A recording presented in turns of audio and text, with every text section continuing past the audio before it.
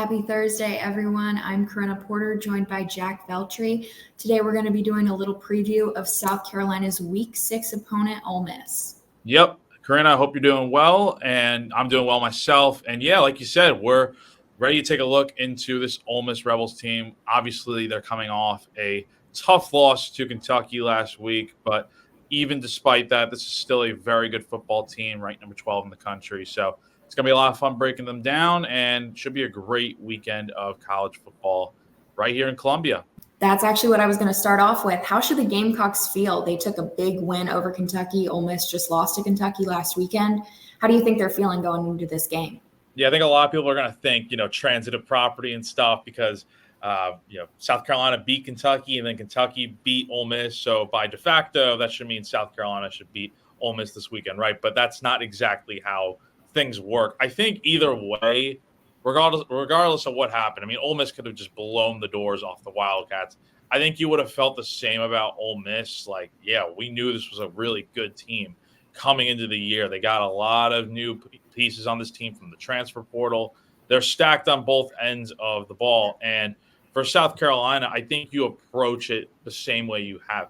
Obviously, it's impossible not to notice the fact that now the Rebels do have a loss in their schedule. Now some of their flaws have been exposed by a Wildcat team that many, including us, probably didn't think they could win.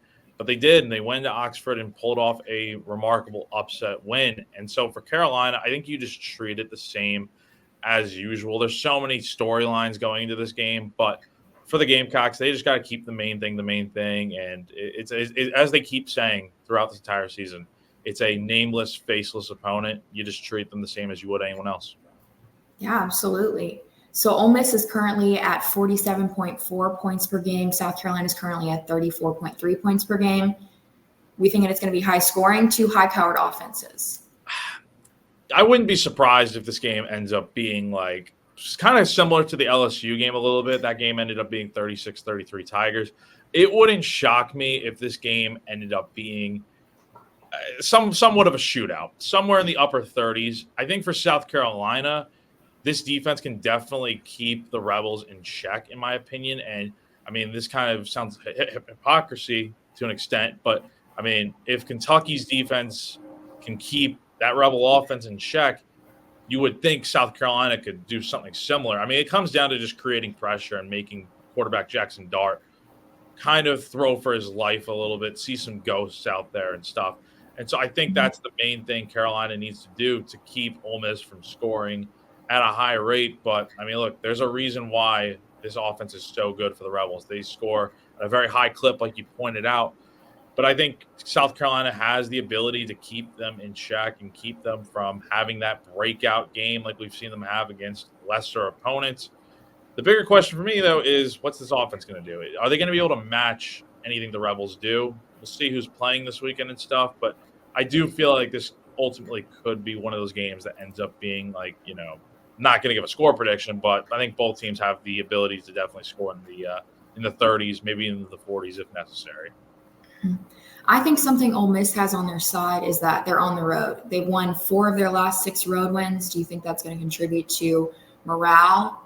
Yeah, so the thing with them is they haven't played at Williams-Brice Stadium, obviously, since 2009, which is well documented as being like the first time that Sandstorm by Darude really started getting played at South Carolina games. And that was an Ole Miss team that was ranked number 4 in the country. It was a Thursday night in 2009, and they ended up losing that game to South Carolina 16-10. So this time around, it's their first trip back to Columbia in 15 years. I think it's going to be tough.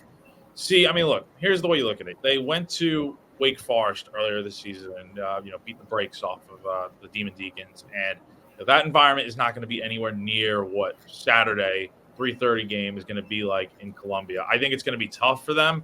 There's nothing that can truly prepare you for an SEC road environment. It's always a challenge, and unlike anything else in the country. So despite what you're saying about the fact that Ole Miss has been pretty good on the road lately, I think this is going to be a whole different beast for them, and they've got to do their best to kind of control the momentum and keep the crowd out of it as much as they can. And how they do that, they got to start off fast and take a big lead or score early to silence the crowd a little bit. Otherwise, I think it's going to be a very hectic atmosphere that I don't know how Ole Miss will fare in. I think the student section is going to be crazy on Saturday. I can't even imagine. It's going to be nuts. I'm expecting, the way I look at it is, look, the noon game against LSU a few weeks ago, I think I said that was like one of the best atmospheres I've ever seen for a South Carolina game, and I've covered this team for a little bit now. I would expect the same deal for a 3:30 game. I know a lot of people wanted this game to be under the lights night game. I personally thought it was going to be as well, but I mean, you're right. I mean, the student section is going to be nuts. I think the crowd's going to be really into it, and obviously the Juice Wells factor and all this is going to add to that adrenaline and all that for the fan base. But I am expecting it to be a really hostile type of crowd. Yeah, that's actually where I was going next. Juice Wells, they asked all the players about this week. They just had a little word association, Juice Wells, and I think they were all really respectful. What do you have to say about Juice coming back? Yeah, it's a storyline that, for me, I try not to dive too much into, because look, at the end of the day, he left. There's nothing you can really do about it at this point. I've always said that I haven't been a big fan of the way he left South Carolina. I thought he could have handled it a lot better. I feel like there was definitely a chance that he could have played in those final 4 games of the year last year after being so banged up. But, of course he didn't. And I think he, kind of did that to preserve his health a little bit. And South Carolina definitely needed him. And I think they maybe beat Clemson at the end of the year if he's out there. But alas, he wasn't. And so then he ended up leaving, and it kind of left a sour taste in South Carolina fans' mouth. Going to this game, I'm not sure what to make of it. Obviously, the Carolina fans are going to really let Juice know how they feel. I'm expecting a really hostile crowd, like I said, a lot of booing and stuff. But for the players and stuff, and even Shane Beamer and the coaches, they don't try. They aren't focusing just on Juice returning. Like, obviously, like you said, they were all asked, word association, Juice Wells, what does he mean to you? That, this, and that. What do you think of him? And it's a trick question, because it's like, hey, you say one bad thing, and it's like, it starts a whole wildfire. So they did a good job of not letting it become more than what it is. Like, it's just a guy coming back and playing against his old team. Now you have to go out there and keep him in check. He's a great player. When he was at South Carolina in 2022, he was very good. 2023 was a lost season because he got hurt. He's been pretty good for the Rebels this year. Didn't do much against Kentucky last week. Had 2 targets, 1 drop, didn't make a single catch. So I don't know what to make of him in this game, but I think, if anything, you still got to keep an eye on him, because you never know what can happen. It is Juice Wells after all. He's a very good player, and I'm sure Lane Kiffin and this offense are certainly going to find a way to incorporate him. Yeah, I agree. I think I haven't seen a lot of hostility from the players or coaches on either side, but I don't know what the fans are going to make of this situation, to be honest. It's been pretty civil, I think, so far. Like, again, you go back to the summer with Nikki Minwari being asked about Juice Wells during South Carolina's team media day in August, and he, called Juice Wells Judas Wells. And, that became a whole thing, a little sideshow for a little bit there. And make no mistake, these players are going to try to make sure, like, whether the brothers or not with Juice, they're going to try to make sure they win this game and let it be known that maybe South Carolina is the better school to be at. But other than that, I don't see this being like it's more so like a sideshow, in my opinion. Like, it's not going to have any real impact on the game other than what Juice does on the field. Like, yeah, the fans are definitely not happy about him leaving the way he did. But look, there's nothing we can do about it now. You just got to move on and try to win a really big game here, because this is a massive game for both teams. A couple players that have been banged up on the South Carolina side, Rocket Sanders, Lenore Sellers, Jared Brown. Do you think they're going to be in the equation this week?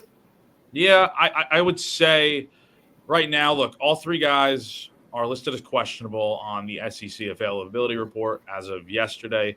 When Shane Beamer talks on Carolina Calls on Thursday, we'll get more of a injury report, maybe a little bit more detail on what's been up with those 3. Because obviously, Lenore Sellers has been out since the second half of the LSU game. He hasn't played since then. Rocket went down very early in the Akron game in that first quarter with a little bit of an ankle injury.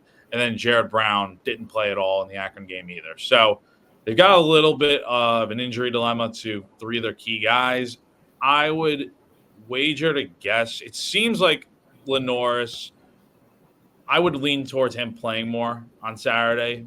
The other two, I'm not fully sure on yet. And again, they're listed as questionable.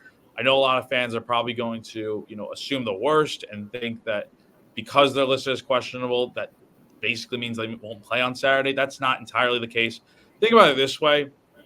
There's no reason for Beamer and South Carolina to go ahead and just straight up announce that, like, hey, all three of these guys are good to go and they're going to be playing on Saturday. They're not hurt anymore. If you look at it that way, I mean, Ole Miss, they have to prepare for anything. I mean, they're preparing for Robbie Ashford right now. They're preparing for the other backup running backs at South Carolina, any other weapons, basically the entire offense. And it's not so much concentrated on Lenore Sellers and Rocket Sanders and Jared Brown. They have to prepare for everything. And so if you were Shane Beamer and you just basically told Lane Kiffin, like, hey, these guys are all good to go, so you only have to prepare for all three of them, why would you do that? You have to keep them guessing, essentially. And so I think we won't fully know what the deal is until we get to Saturday and we see them all out there, whether they're playing or not. That'll be the real indicator. But until then, it's kind of a little bit of a mystery. But I feel pretty good about where they're at. Beamer did say they've been practicing this week, and it's kind of day by day right now, progressing. And I definitely do. It would surprise me if all three of them weren't out there. Specifically, I think Lenoris is the big one because you definitely need him out there to definitely win this game. I agree. I think Sellers is a key component in this road to victory for South Carolina, and I think bye week couldn't have come at a better time for him. Oh, totally. And just in general, I mean, the bye week was perfect for South Carolina, and honestly, the Akron game too, because let's face it, you didn't need those three guys to win that game. I mean, if you did, that's a problem in my opinion. But you were able to win 50-7 without any of those guys, and they all, have had their rest the last 2 weeks. And for Lenoris, and Jared Brown, it's been the last 2.5 to 3 weeks. So I think the bye week came at a perfect time for them. You hope all three of them are out there because it's not just Lenoris that you need. You really do need your Rocket Sanders and your Jared Browns in this offense to really reach that full potential of what you want. I mean, you can try to make it work, but it's a lot more easy to have these other guys in there, and you feel a lot better about where you're at as long as they're healthy. Mm-hmm. And speaking of that road to victory, what do you think it's going to look like in this game for Ole Miss or South Carolina? Yeah, so I'll start with Ole Miss. I've been talking to an Ole Miss guy that covers the team for On 3 earlier this week. He was telling me that it starts with the offensive line. Like, he was pretty blunt about it. The O-line has not been good for Ole Miss. They're kind of banged up right now. Jackson Dart was sacked 4 times by Kentucky on Saturday, and he essentially, to put it in the quote, it was Jackson Dart was seeing ghosts out there. So I think for Ole Miss, you have to be able to protect better up front. It's kind of the same case for South Carolina, but you got to give Dart some time in the pocket because if he has time and space to throw, he's got the ability to connect with guys like Trey Harris and Juice Wells, obviously, and some other key weapons. Caden Prescorn, the tight end for Ole Miss. They got the weapons. They have the talent. They have it everywhere. But can they play a complete game? Can they not get in their own way? Can they not beat themselves, essentially, right? Because they usually have a lot of penalties. They struggled mightily on third down. I know a lot of people are going to look at the fact that Kentucky won the time possession battle 40 minutes to 20, but I don't think that really matters when you look at Ole Miss and they have a really high-tempo offense that can score a lot of points. So the key for Ole Miss is get back to what you've been doing before the Kentucky game. Learn from the mistakes you made, and you really need this win because this is a college football playoff team we're potentially talking about here. And if they lose this game to South Carolina, I think you can pretty much close the door on any possibility of going to the playoff with 2 losses to, Kentucky and South Carolina. Now, on the flip side of things, for Carolina, this is going to be probably the biggest test of the year, despite the fact that Ole Miss is coming off of a loss. I mean, who's going to be out there for this offense? Like we said before, is it going to be Sellers, Rocket, Brown, or is it going to be Robbie Ashford, combination of running backs starting with Oscar Attaway and Mazio Bennett and others leading the way at wide receiver?